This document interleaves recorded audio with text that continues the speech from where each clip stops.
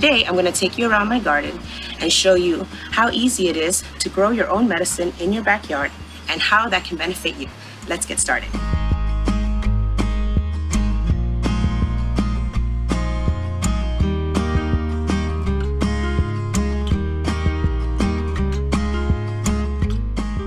So what are medicinal plants?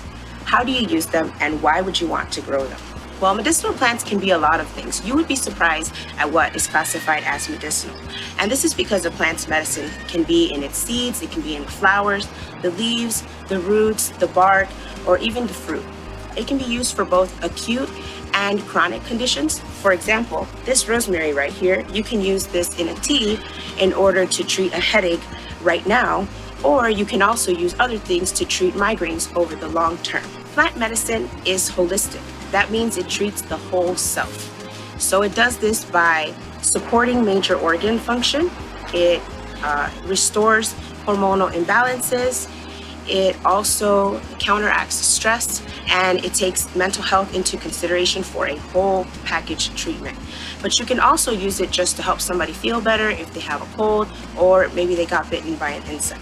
And plant medicine is really great for everyone, all the way from children up until the elderly. And another great thing about growing medicinal plants is that you don't really need a lot of space.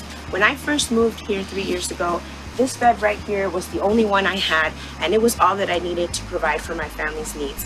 I had some things in the sunny area and some things in the shady area, and over the course of a few seasons, I was able to get a well-stocked apothecary in my home. And you can do the same thing. The great thing about herbs is that once you prepare them properly and store them properly, they can last for several months, up to several years, depending on what preparation you use. And so you can go collecting little by little if you have a small space. And medicinal plants are great to grow because they're hardy survivors, and they often grow like weeds. In fact, even if you aren't growing anything in your garden yet, you might already be growing medicine if your yard is full of weeds. In one of Rob's recent videos, he talks about 11 edibles that you can find growing wild around your garden or yard. And a lot of the edibles that he mentions in that video are also wild medicinals. So it's all about looking at your land, as he says, and looking at it from a different perspective. So right here, for example, I have some Spanish needle. So this is a wild edible that grows all over the place here in Florida, but also you can use the flowers in a tea for cough. So this is a really great way for you to look at your yard from a different perspective and see what medicine you might already be growing in your yard, and then just tend to those medicinals. And growing medicinal plants in your yard is actually very easy. They're some of the least finicky plants to grow. Rob recently put out another video that's beginner tips for gardeners to have a successful garden. And if you check that out, that's going to tell you pretty much everything you need to know. If you apply those to your herbal garden, it should do really, really well. But there are a few things that are unique to growing herbal medicine. So first of all, you want to make sure that you're growing the right variety. So there's a lot of different varieties of plants. For example, marigolds. There's a lot of different marigolds that are just ornamental, and so you might not have the one that is specifically the medicinal calendula flower that you're looking for. So you can have, this is sweet basil, or you can also have holy basil or tulsi. And so both of these are called basil. Both of them have medicinal properties, but they're not the same. So you just have to make sure that you don't let common names confuse you, and that you're looking at the Latin name to make sure that you're picking the right species for you. One other thing about growing medicinal plants that's really important is knowing when to pick the medicine at the right time. So for example, you might have something where you're going to pick the leaves in the spring, and then you're going to pick the flowers in the summer, and then finally you'll pick the roots in the fall. So you need to know exactly when to pick what, so that you can gather your medicine at the most optimal time so that it can be properly used. So let's talk prep and storage, because that's one of the biggest parts of having your own medicinal plants in your backyard. It's using them.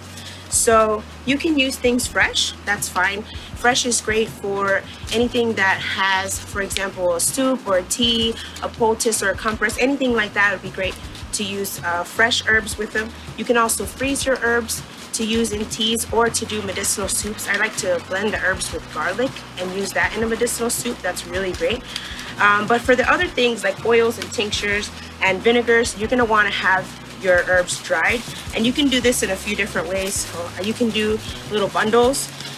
You can dry the flowers and just put them face down, and you can just hang them up.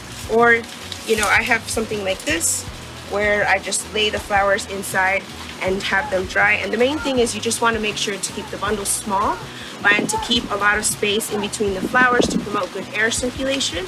And also make sure that it's in a warm, dry place that doesn't have a lot of humidity.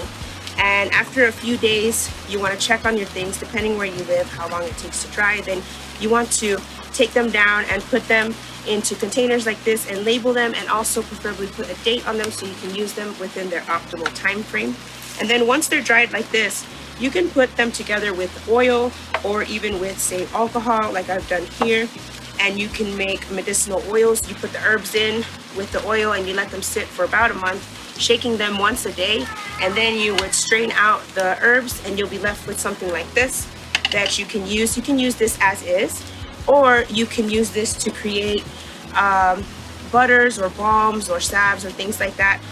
Then you also, for the tinctures, this is really good because this is made with alcohol, and so these last a really, really long time. So it's a really great way to build your home medicine cabinet. It also packs a lot of medicine in a really small amount. So if you have somebody that doesn't like the way it tastes, then this is really great to mix into a glass of water, or maybe even hide it in a smoothie. That's a really great option too.